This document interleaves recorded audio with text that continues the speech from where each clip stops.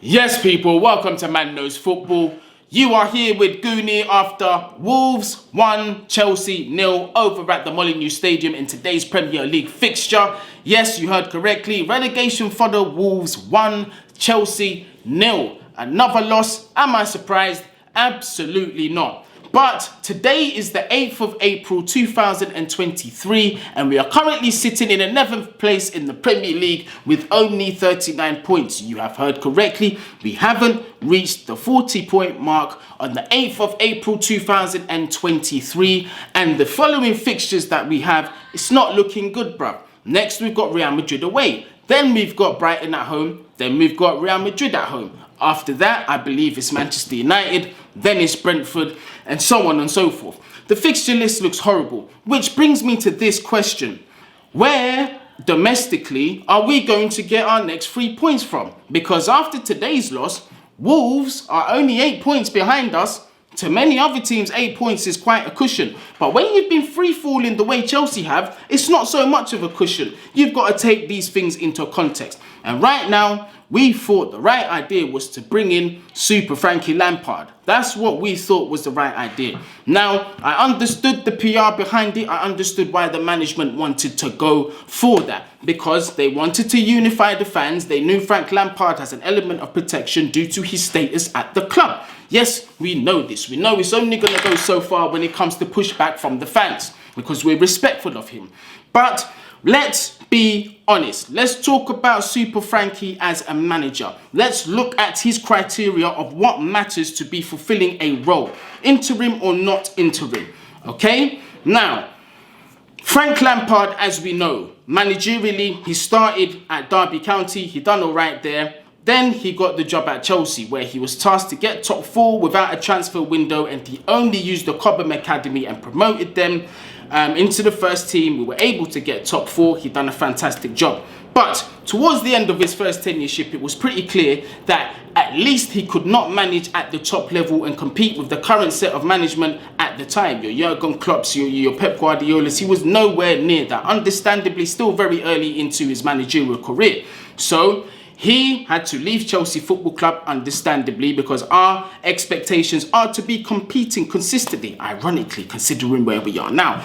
But he goes away to Everton. Fair play. Everton are in a pretty bad way, but he's got an opportunity to turn things around and get them out of the relegation zone. He could have done a better job, if we're being honest. He could have done a better job in terms of galvanising that squad. He didn't. Everton ended up sacking him. As much as the fans liked him, called him a gent and respected how he treated things, they knew that Super Frank had to go. Fast forward to today, he is given an interim job at Chelsea Football Club with a team that is completely spineless. Absolutely spineless. So this, to me, is not Frank Lampard's fault, based on the fact that Frank Lampard could only do the best of what Frank Lampard can do, and we've seen what his best is. My expectations was not for a manager like Frank to come into this club and to turn things around and get that new manager bounce with this set of players. We have already seen it. It's nowhere near good enough. The previous management as well didn't help things. Just pull the plug on the season. I'm tired of watching domestic football. I'm even going to be tired of watching European football because we've got Real Madrid next. We're going to talk about the lineups. I understand why certain players had to be rested, but still there were certain decisions that baffled my brain. And let's get into the lineup. Kepa in goal. I thought we would have seen Mendy step back in there as he is a Lampard favourite, but Kepa did hold his position in goal. Back 4 of Reece James, Cucurella, Koulibaly and Wesley Fofana. Now my first question is, what does Badiashile have to do to get a game? Is there an injury that we don't know about? Is he going through personal matters off the pitch? I don't know. But me as a fan, I'm starting to ask the question, because this guy has barely, if ever, put a foot in wrong in the Chelsea shirt. There is no reason to not start this guy. We've gone with the back 4. Oh yeah, that's another thing. We've gone with the back 4, but we know that's something that Frank does. Fair play. But Badiashile, for me, not starting games, especially at the fact that he's not going to be available against Real Madrid because we didn't register him. No excuses. We could have used him today. Now we move on to the midfield.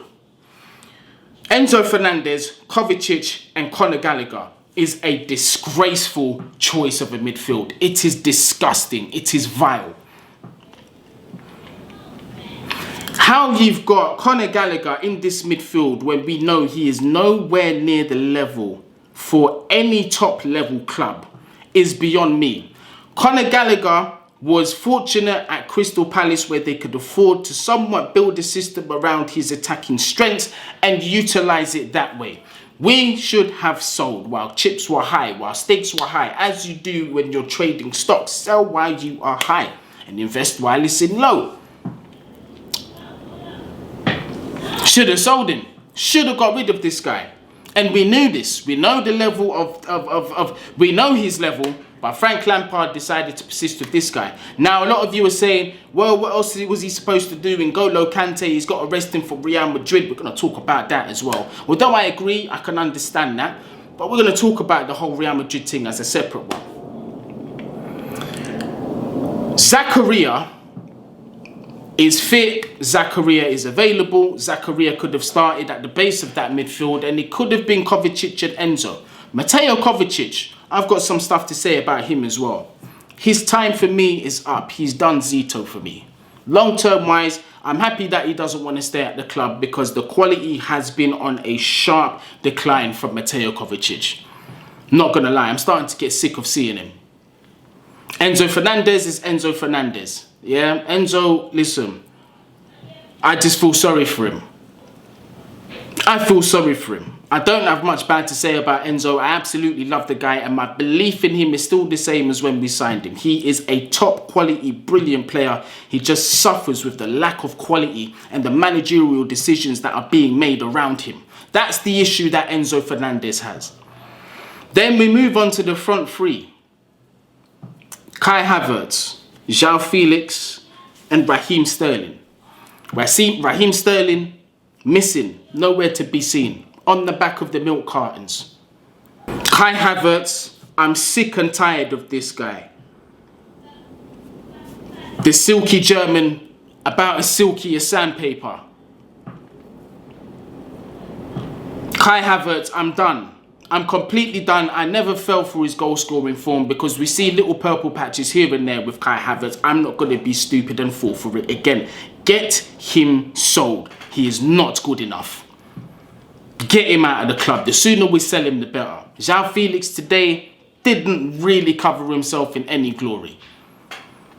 And I've asked this question before, although I risk criticism. Is it the financially responsible decision to make to sign the player? The question is not on his quality. The question is, currently, with the mess that we have in this team, is it responsible to be putting that much of an outlay on João Felix right now? Let me know. We were absolutely dominated today by Wolverhampton. I've said this several times. This is one of the worst performances I've ever seen at Chelsea, ever. Big up Matheus because he gave us a very interesting statistic.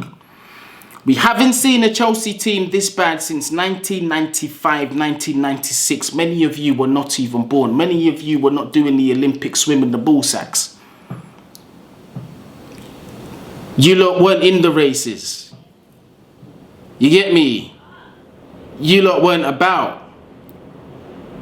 That's the last time we were this bad. And you know what? The points tally as well. I believe it was like 50 points they finished with. We ain't getting to no 50 points. Are you mad?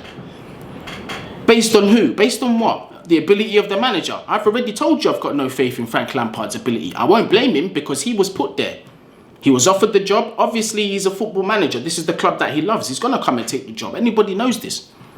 My question is, obviously I don't know for sure, who made this decision? Who thought this was a good idea? Because he's out of his depth. There's no difference. There's no difference. This Bruno guy, the caretaker one, he managed us against Liverpool. At least he got us a 0-0 and we really should have won that game. It wasn't his fault that we only got the 0-0. Had we had some kind of finishing about us, we could have left with 3 points. But this man has never set up a team with Chelsea on his own ever. Yes, I understand he had 2-2 of Graham Potter's backroom staff, but boy, I saw way better football than that. Which beggars the question, was there even a point in hiring this Lampard guy? Unify the fan base, I get that. I get that. But would it have made much of a difference? Graham Potter understood had to go, but flipping hell. I don't know. I'm just in like, you know when you're in between emotional when you're trying to be objective. I'm just tired. I'm drained. I'm done. Some of the performances today are not even worth speaking about. Some of these performances I came away with like, how are these guys professional football players on these wages? How does this make sense? Shocking. Fair play to Matheus Nunes, by the way. What an absolute spankers that was. He absolutely belted that one. That was a beautiful finish. But do you know what? When I saw the amount of space he had, when I saw Cucurella just brain deadness, just decided not to close this man down, it was easy for him. It was easy pickings for him. All he had to do, was keep his eye on that ball and not even slap that full power. He probably hit that 75% because that's just technique. The technique was brilliant. Great finish. Great finish. Great finish, Matheus Nunes. Did I believe that we was going to get ourselves back into the game after that? Absolutely not. Because once again, what I saw today was some of the worst football that I've seen in my entire time watching Chelsea. Lamps has been there for 2 days. I understand that. But the personnel selection, I'm not going to lie, I think he hurt himself quite a lot. I think he shot himself in the foot. But on some of the substitutions as well, Conor Gallagher survived the full 90. The full 90, Conor Gallagher survived. It was atrocious.